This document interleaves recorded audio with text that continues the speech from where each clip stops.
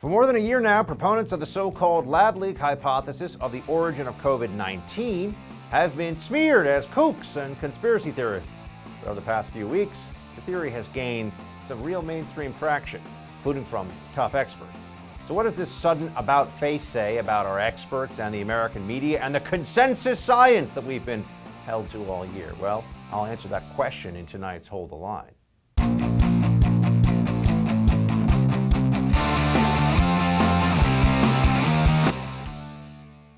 Welcome to Hold the Line. I'm Buck Sexton. Okay, let's dive into what was being said about where COVID came from. You have to remember where we've come from to understand the full scope here of the dishonesty, of the wrongness around this issue. And here we have conspiracy headlines. This was from last year. NPR, scientists debunk lab accident theory of pandemic's emergence. CNN, Anthony Fauci just crushed Donald Trump's theory on the origins of the coronavirus. Guardian, ignore the conspiracy theory. Scientists know COVID-19 wasn't created in a lab. They know it was not created in a lab. That's what they say. And, Washington Post here said, Cotton acknowledged, this is because Senator Tom Cotton was another proponent early on of the lab leak theory. Here's what they were saying. Cotton acknowledged there's no evidence that the disease originated at the lab. Instead, he suggested it's necessary to ask Chinese authorities about the possibility, fanning the embers of a conspiracy theory that has been repeatedly debunked by experts. Debunked! A conspiracy theory! Proven untrue! Only crazies believe it. And if you needed a little more of this consensus, well, none other than Dr. Fake Consensus himself, Fauci, was saying this back in May of 2020. If you look at the evolution of the virus in bats and what's out there now, it's very, very strongly leaning towards this could not have been artificially or deliberately manipulated. If it was in the wild and evolving, the likelihood it jumped species naturally. Someone will say, well, maybe somebody took it from the wild, put it in the lab, and then it escaped from the lab. But that means it was in the wild to begin with. So that's why I don't get what they're talking about. If it isn't manipulated in the lab, and you're trying to say it escaped from the lab, then how did it get in the lab? Right. That's where gain of function research would come in. That's where manipulating the virus, let's just get to what Fauci is saying now. How about this? Instead of me debating Dr. Fauci, because he's the great expert, right? And what do I know? I'm just some guy with a radio and a TV show. Let's have Fauci debate Fauci, because here's what he said earlier this month. There's a lot of cloudiness around the origins of COVID-19 still. So I wanted to ask, are you still confident that it developed naturally? I'm not convinced about that. I think that we should continue to investigate what went on in China until we find out, to the best of our ability, exactly what happened. I'm not convinced. Wait a second. I thought everything had been debunked. I thought only conspiracy theorists talk about the lab leak. I mean, I showed you all those big, important, serious media outlets that said, case closed, came from the wild. Just zoonotic transmission from animals to people. Just kind of happened. Just sort of happened. The fact that there were some cases of this found right near the Wuhan Institute of Virology, which happened to be studying bat coronaviruses and therefore concentrating samples of those viruses and what we now believe to be far substandard safety precautions, that is supposed to be a coincidence you ignore. They talk about the wet market like this is some secret special wet market. No, there are wet markets. In fact, they're all over China. So it just so happened to be at this one, right near this one facility, huh? Well, that's why Fauci now is saying he's not convinced that it's naturally occurring. You could also note that earlier on when he was talking about it, he didn't really have a whole lot of imagination or even expertise, it seems, when discussing it. A virus that is naturally occurring in nature does not necessarily have any interaction with human beings, and a virus that is then concentrated in a laboratory setting where there will be people and then is manipulated in a laboratory setting creates a much greater risk, doesn't it? Yes, indeed it does. And if the virus was naturally occurring and it was a mutation just from some cave somewhere where there were bats dwelling in China, why haven't we been able to prove that link then? Why haven't we been able to show who got infected near or at that cave? Because we have been able to show they were infected near the Wuhan Institute of Virology. In fact, it's even more clear than that from the recent evidence. Here's just a note. Former FDA Chief Scott Gottlieb, who his role is to go on TV as an expert who tells you whichever way the consensus is shifting. So he's certain, so long as that's what all the so-called smart people are saying that they're certain of, and then the moment that changes, then he's certain of something else. But all of a sudden, he's much more open to the circumstantial case, as he calls it, that COVID may have originated in a lab. Play 5. I think the challenge right now is that the side of the ledger that supports the thesis that this came from a zoonotic source, from an animal source, hasn't budged. And the side of the ledger that suggests that this could have come out of a lab has been continuing to grow. So people a year ago who said, well, this probably came from nature, it's really unlikely it came from a lab, maybe a year ago that kind of a statement made a lot of sense because that was the more likely scenario. But we haven't found the intermediate host. We found no evidence of this virus in an animal anywhere. So I think the ledger on the side of the lab continues to grow. And the question for a lot of people is going to be, when are too many coincidences too much? Yes. When is the circumstantial case the only believable case? Because otherwise you'd have to be a coincidence theorist. Seems like we're getting closer to that now. We're not quite there. See, we shouldn't take the perspective, we shouldn't take the approach that so many did on this issue for so long, which is to say that you claim you have consensus and certainty when you don't. Or you could have consensus, but you certainly don't have certainty. That's been a problem all along. What is the part of the circumstantial case of the lab leak theory of COVID-19 that you need to hear about because it seems to be pretty important? Wall Street Journal over the weekend, 3 researchers from China's Wuhan Institute of Virology became sick enough in November 2019 they sought hospital care, according to a previously undisclosed U.S. intelligence report. The details of the reporting go beyond a State Department fact sheet issued during the final days of the Trump administration, which said that several researchers at the lab, a center for the study of coronaviruses and other pathogens, became sick in autumn 2019 with symptoms consistent with COVID-19 and common seasonal illness. Now, they can try to explain this away by saying, oh, well, it could have been the flu. It could have been a really bad cold, and that's why they went to the hospital. These are virus researchers. I think they'd know if they were sick enough that they really needed to go to the hospital. And so why was this happening right before the major outbreak and then the global spread of the virus? That's what you would at least call an indicator. It's certainly a clue. It seems to be, if not evidence, a signpost of sorts, something worth further investigation. But what is the plan to look into this? To continue to leave the World Health Organization at the forefront. Of course, that's what the Biden administration wants to do. But we don't have the answers here. That's one very important takeaway. We do not know. But another important point to make here is that people said they knew and were sure when they did not and should not have been. And they were the same people telling you about lockdowns being a great idea and double masking and single masking and washing your groceries with Lysol. They fake certainty to get you to obey. And then later on you say, hold on a second, couldn't we have had an open and honest discussion about this? There's a lesson there, folks, a big one for this country. All right, many questions remain unanswered as to the true origin of COVID-19. Only one country has all of the answers, China. After the break, Gordon Chang joins us to discuss the Chinese Communist Party's efforts to stonewall any investigation of the lab leak theory. Stay right there.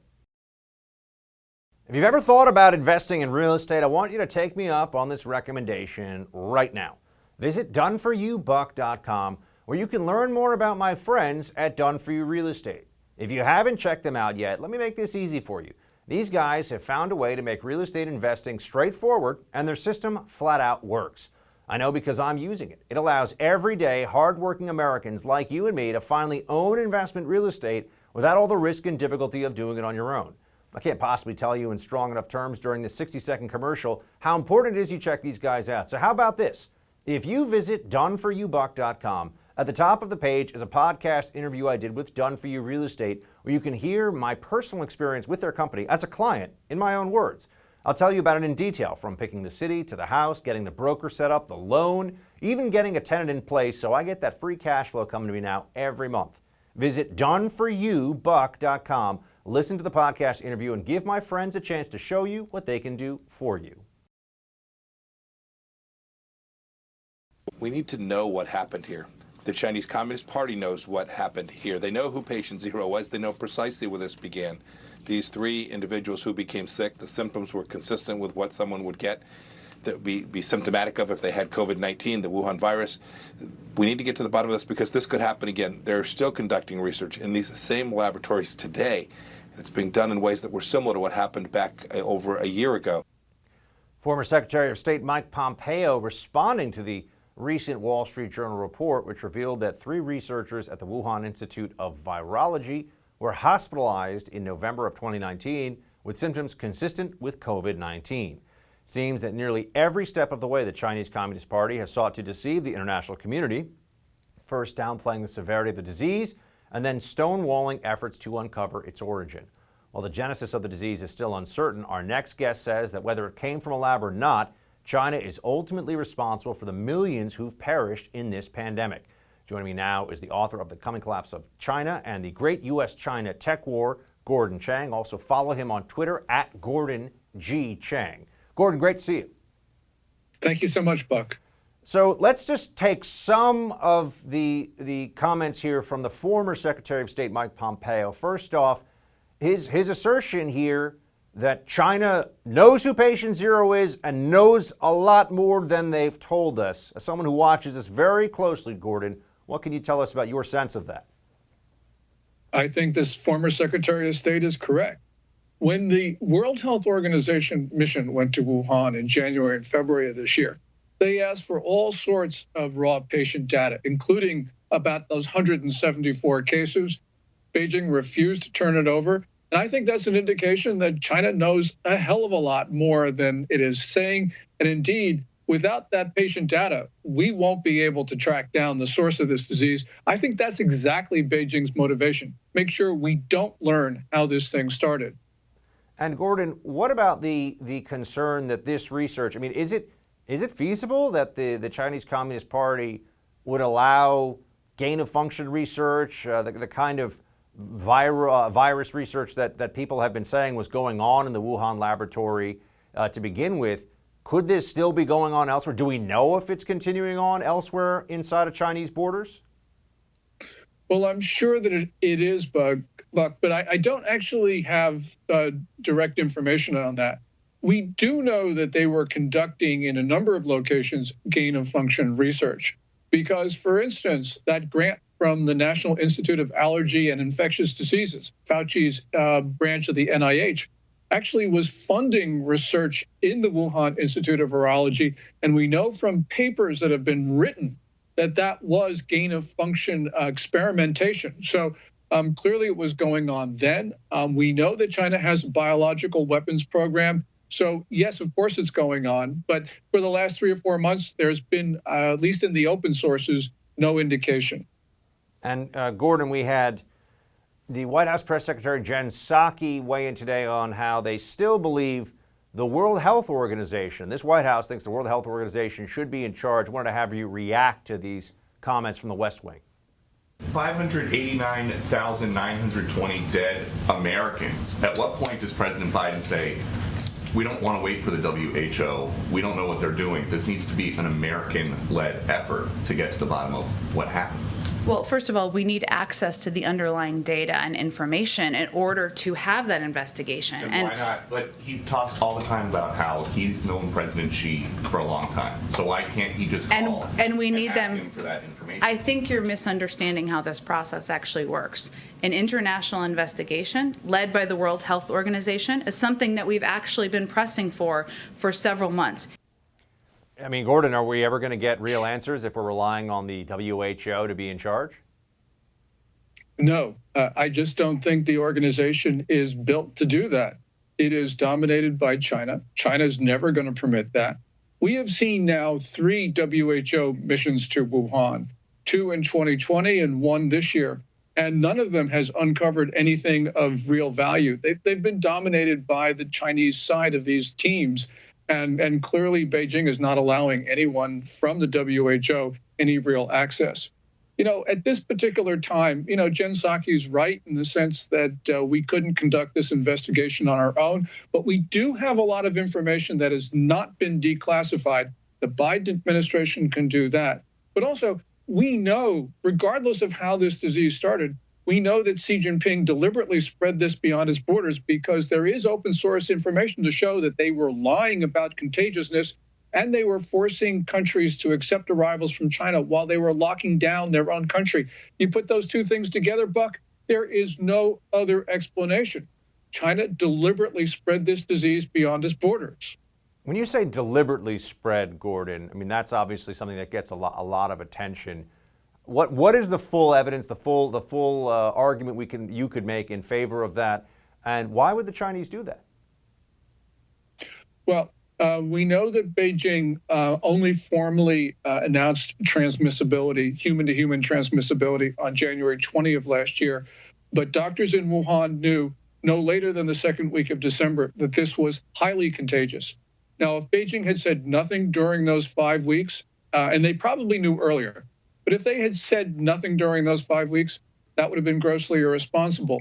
But we also know that they told the international community it was not contagious.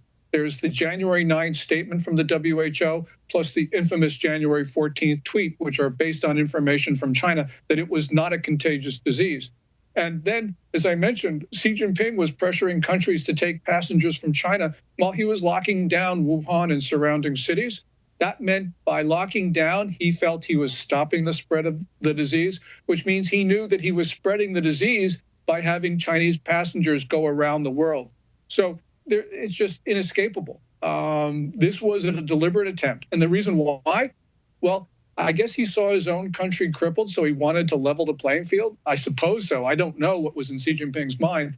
But we do know that they have this doctrine of comprehensive national power, ranking countries. China's goal is to be number one. And the way you get to be number one is you either strengthen your own country or you weaken everybody else. And China was weakening everybody else by spreading the disease. Gordon, what do you think the administration's response should be, this Biden administration, if in fact the evidence, even if it's circumstantial, becomes irrefutable that this came from a lab because of Chinese research on gain of function and bat viruses, coronaviruses? What do you think the Biden administration should do? Well, because we're now talking about 590,000 American dead, we should be imposing the most severe costs on Beijing. And, you know, even if you don't care about compensation or justice, we have to establish deterrence. We cannot allow China to think that they can spread the next pathogen. And remember, Buck, China's working on pathogens that will leave the Chinese immune and sicken everybody else. This comes from a 2017 publication of China's National Defense University that talks about, quote, specific ethnic genetic attacks. So we're talking about the survival of our country here.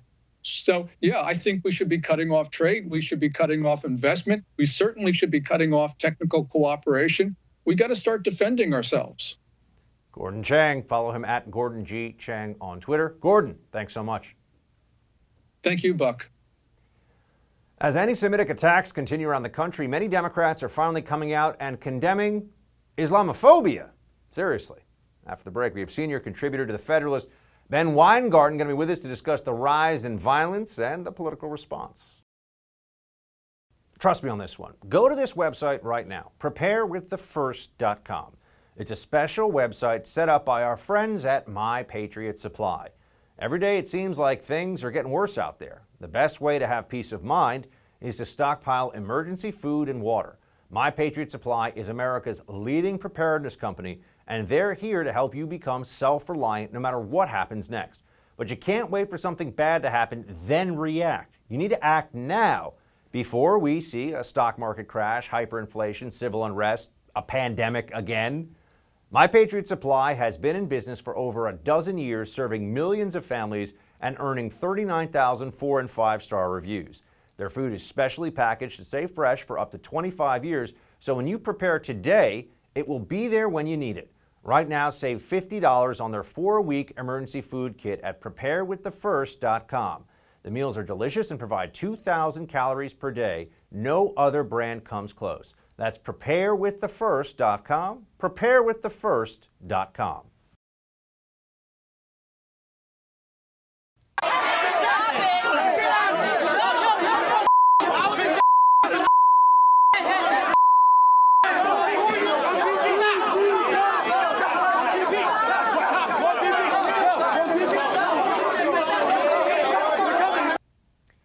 There's been a surge in anti-Semitic attacks across the U.S. as tensions flare over the Israel-Palestinian conflict.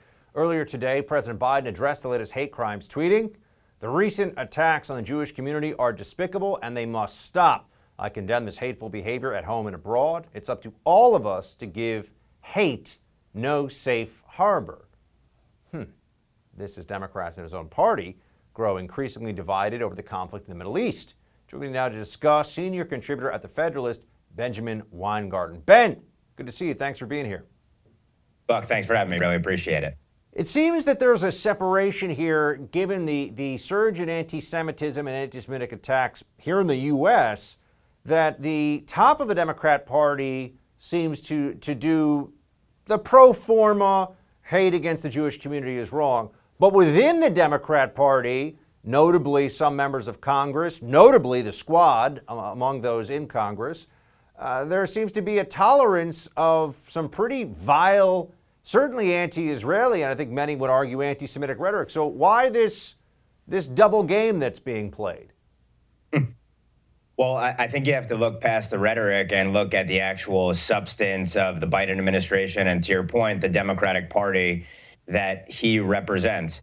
The entire premise of the Biden administration foreign policy with respect to the Middle East is essentially to make Iran the world's leading state sponsor of jihad, which in rhetoric and actions has shown that it's dedicated to perpetrating a genocide in Israel. The linchpin of his entire Middle East plan is to make Iran the dominant player there, go back into a longer and stronger, supposedly, Iran nuclear deal, which essentially just legitimizes their nuclear program, gives them tens of billions of dollars. And of course, Hamas itself is backed by Iran. Hamas, of course, the jihadist group that's been leveling these attacks against Israel, which started this most recent round of infighting. So look to the actions, not the rhetoric, and then also look at the personnel that the Biden administration has put in. And at various levels within the bureaucracy, he's put in folks who are virulently, at very best, anti-Zionist. But the reality, of course, is anti-Zionism is anti-Semitism, and it's being proven out on the streets of America, from New York to Miami to Los Angeles and beyond right now. And the Democratic Party should own that, because the Democratic Party has legitimized dozens of members of its progressive caucus in particular, promoted them into serious positions in the national security and foreign policy space. And this is really about, at the end of the day, America's national interest. And progressives believe America's national interest is essentially repudiating Judeo-Christian Western civilization. That's what this is about at the end of the day. They want to empower our worst adversaries. Ben, why is it that there are some Democrats, notably, for example, Bernie Sanders, he is Jewish, he was born and raised in Brooklyn, and yet speaks in really in clear condemnation of Israel and Israeli violence, and not of Hamas, and not certainly of the rocket attacks and Palestinian violence that we've seen here in recent weeks. How does that happen? I mean, how is there room for that in the Democratic Party, but also where does that come from within the American Jewish community? Yeah, so let's start with the latter question first. A seemingly baffling question on its face. And I think the most simplistic answer to it is that to those people who identify as Jewish and then hold dear this essentially coddling of Islamist adversaries the world over, who are the worst enemies of the Jews that there are in the world, the very simplistic Occam's razor explanation is that they, for some of these individuals, and maybe Bernie Sanders is among them, equate their religion with progressivism. Essentially, they read progressivism into Judaism. Their understanding of justice in Judaism is social justice. And consequently, they're able to kind of use this shape-shifting progressivism to make it such that, well, the Arab movement in the Middle East against this tiny New Jersey-sized state of Israel represents the underdog and the oppressed. And somehow the Israelis, many of whom emerged from the Holocaust with barely the clothes on their back to form a state which has become a thriving liberal democracy in the Middle East, they're somehow the oppressors par excellence. And there's an old joke about how the European anti-Semites, it's this disturbing joke, but they'll never forgive the Jews for the Holocaust. And unfortunately, that's where most of the progressives are.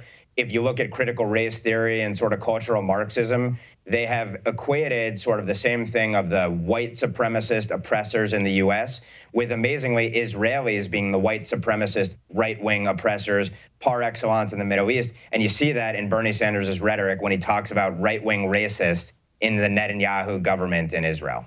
We've got a number of, wanted to show some data here for the numbers of anti-Semitic attacks in the U.S. 193 reports attacks on Jews in the week after the Middle East crisis began, up from 131 the previous week, up 47% in 1 week. Ben, do you think that there's a kind of schizophrenia in the media when it comes to covering these things? They seem to talk about wanting to stop hate, but then they also don't want to focus too much just on the hate against Jews, even though that's what we're seeing going on in these videos on the streets. And so they'll talk about hate crime spiking, but then immediately it turns into a conversation about all hate, AAPI hate, trans community hate, all these different things, as if they don't really want to spend time on the anti-Semitism that we actually have video of from what's been going on in recent days and weeks.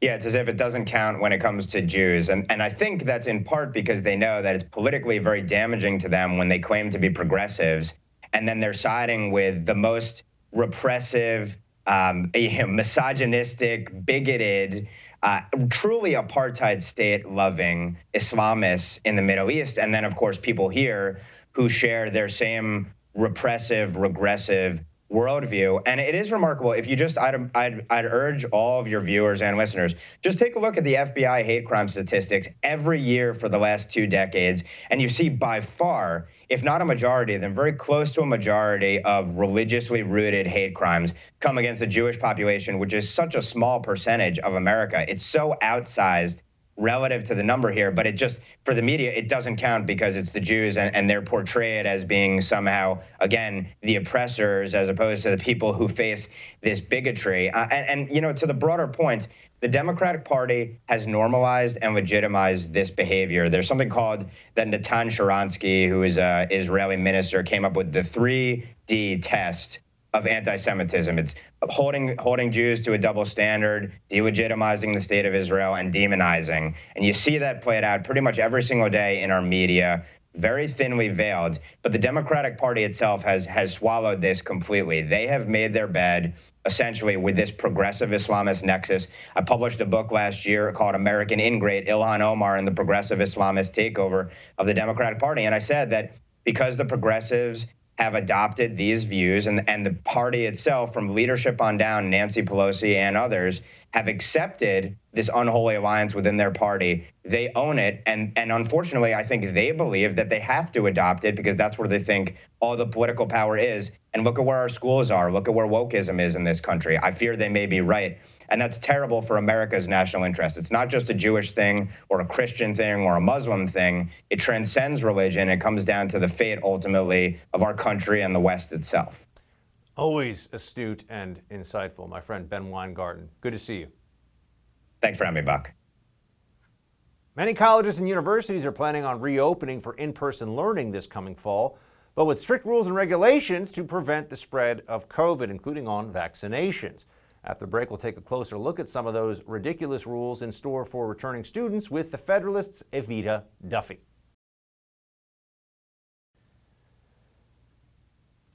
It's the end of May, which means colleges and universities across the country are closing out another semester. But for over a year now, most college students have been barred from in-person learning. And for those who want to return to campus in the fall, universities have implemented communist-style COVID rules and regulations mandating that students be vaccinated. Well, at least some of them are. Some of them aren't. What's going on here? Evita Duffy, contributor at The Federalist, has been following this growing push for college vaccine passports. She joins us now to discuss how absurd they really are. Evita, good to see you. Thanks for joining. Thanks for having me. In your recent article, you laid out reasons why students and their parents have a right to object to this violation of medical liberty. Let's get into that and more here. But first, what is the status of vaccination requirements from state to state, college to college right now? What can you tell us about where it stands?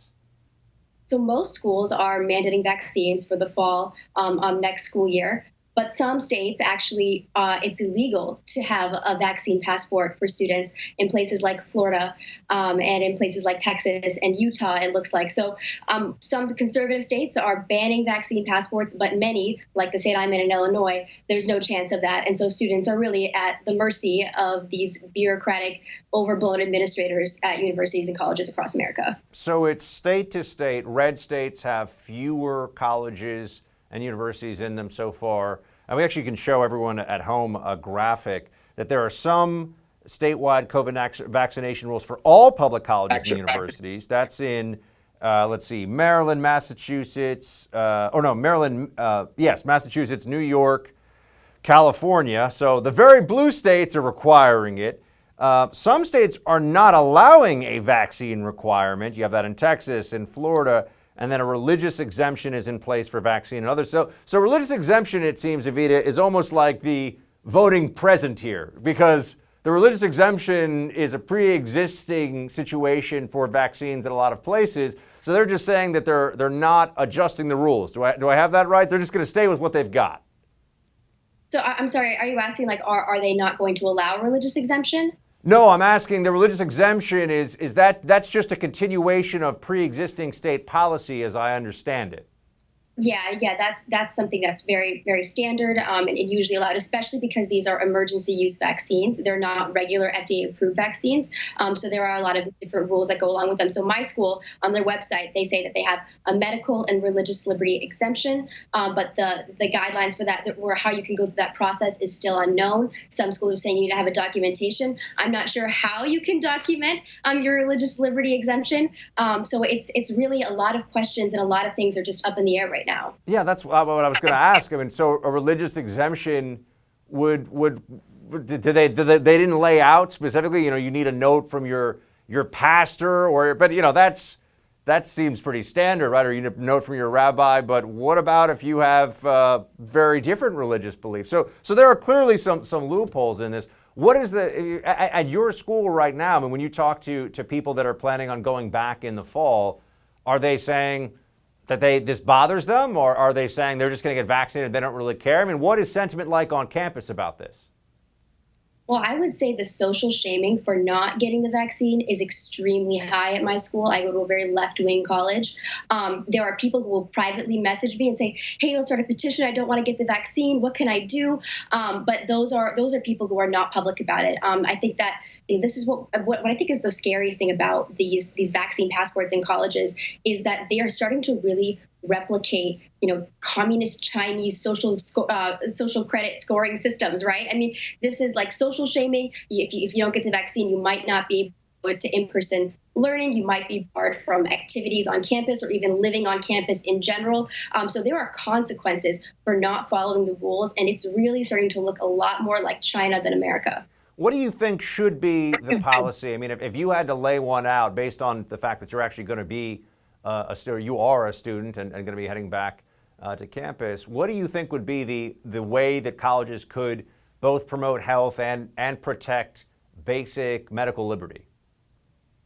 Of course, I'm not somebody who's against the vaccine in general. I say that especially if you're elderly or if you have comorbidities, that you should take the vaccine if you want to. But as someone who's a healthy person who has already had COVID and has antibodies, I want to be able to make that decision for myself. And especially because they're emergency use, I think that it's perfectly in the university's right in place to encourage the vaccine, but not to mandate it, especially because the universities and the big pharma companies who are pushing them are not legally liable if there is any negative side effects. And we're already seeing the CDC investigate young people who've taken the COVID vaccine and are now coming out with heart inflammation. So there's a lot of questions, a lot of unknowns. Now, just curious from what you could give us as a kind of ground truth on campus here, most of your peers, are they, in your opinion, overly concerned about COVID? Not particularly concerned at all? I mean, the college-age people that you're spending time with and who are thinking about going back for in-person learning, do they think that a lot of these policies are absurd, or are they going to be showing up with triple masks on their face? You know, it's actually sad to see that there are so many students who are so deathly afraid of COVID. I would say that there's many students who are very, very afraid. They're double masking, and it's really absurd. And it's really, I think, a disservice to them because they've been told a lie, that they're not, that people in our age group, if you don't have pre-existing conditions, you are more at risk of dying of pneumonia or the common flu than you are of COVID-19. And actually, on top of that, you're actually more likely to die if you're in my age group from suicide than you are from COVID-19. And these lockdowns that the universities and the federal and state governments have mandated on young people, we know have made suicide and depression rates skyrocket. So if they really cared about well-being, they would have never had us under lockdown. Evita Duffy, good piece in the Federalist. Thanks so much for joining us, and good luck to you back on campus. Thanks so much. Yet another Democratic governor was busted for breaking their own COVID-19 regulations. No surprise there. We got that story and more in Quick Hits up next. We're living in very uncertain times, and being prepared for the unknown is more important than ever. I'm sure you've noticed the world we live in today is anything but predictable. The government is passing massive spending bills. The Federal Reserve is printing trillions of dollars in fiat currency, and many experts are predicting inflation could run rampant in the coming months. That could spell disaster for the dollars in your bank account. We could all benefit from something a little more reliable right about now. What could be more reliable than real gold and silver? I'm talking about real gold and silver you can actually hold right in your hands. Call the Oxford Gold Group now and learn how easy it is to get real gold and silver sent securely directly to your home, or how you can have real gold and silver placed in your IRA or 401k. Just call the Oxford Gold Group at 833-600-GOLD and ask for your free guide on owning gold and silver. Again, call the Oxford Gold Group right now at 833-600-GOLD. The Oxford Gold Group is the only gold company I trust. Call them right now at 833-600-GOLD. That's 833-600-GOLD. Michigan Governor Gretchen Whitmer apologizes after getting caught breaking her own COVID-19 rules. Where have we seen this before? A lot of places, of course. And Canada is issuing fines for shaking hands, eh? Yep, let's get into tonight's Quick Hits with it first. Governor Whitmer, Governor Halfwit, among the worst governors in America, period, but certainly among the very worst when it comes to COVID-19 lockdowns and response to the pandemic. She has been beyond awful. She was very draconian, insistent, oh yeah, you better lock down or else, oh gosh, or else everyone's just going to get this COVID, and so listen to me. But then we found out that it turns out she doesn't really know what the heck she's talking about. And that Michigan had a surge recently when other states were doing just fine, and they were open states where they had no mask mandates and open businesses. So why the extreme draconian lockdowns for Whitmer? She never felt the need to justify any of it. She never thought that she actually had to prove any of this or show you with data why what she was doing worked. It was do this because I said so. One of the problems we keep seeing all throughout the pandemic with Democrats who take that approach is that in time, it is almost inevitable, it seems, the people that are telling you, because I said so, don't think that those rules apply to them. Here's Governor Whitmer apologizing after violating Michigan's COVID rules. Throughout the pandemic, I've been committed to following public health protocols. Yesterday, I went with friends to a local restaurant. As more people arrived, the tables were pushed together. Because we were all vaccinated, we didn't stop to think about it. In retrospect, I should have thought about it. I'm a human. I made a mistake, and I apologize. No, she's just apologizing because she got caught. If you are best known across the country for being the strictest governor when it comes to COVID-19 lockdowns, really as strict as anybody, perhaps more so even than Cuomo and Newsom. Don't you think you'd be a little bit more careful about this in a public setting, breaking the rules about social distancing inside a restaurant like this, having a big group? More than 6 is you can't have more than 6. She had 12. It wasn't like she had 7. She had 12. Whole bunch of people. Now, I'm here to say that she's a loon, and because people are vaccinated, assuming what she's saying is true, which might also not be the case, but because she's telling us that all these people are vaccinated, they should 50 people. They should all be able to be. It's not a big deal. But she makes it a big deal, and she should have to live with the same rules that she enforces on everyone else and deal with the same nonsense that she puts everyone else through. TikTok. TikTok is a social media platform where the youth does a lot of dance moves. Yeah, they get funky, a little side to side, a little all that. And that's a thing that happens there. There's also, though, increasingly political stuff appearing on TikTok. For those of you who haven't seen this, you'll see people doing political commentary on TikTok. And there's a mom who is upset on TikTok that her son is a white male. She's angry about this. So she is making sure that her son is brainwashed with woke books so he won't grow up to be awful, which is the assumption she is making about him because he's a white male, and this appeared on TikTok. Here's what it looked like. Hi there, my name is Sarah. This little cutie is my son Bennett.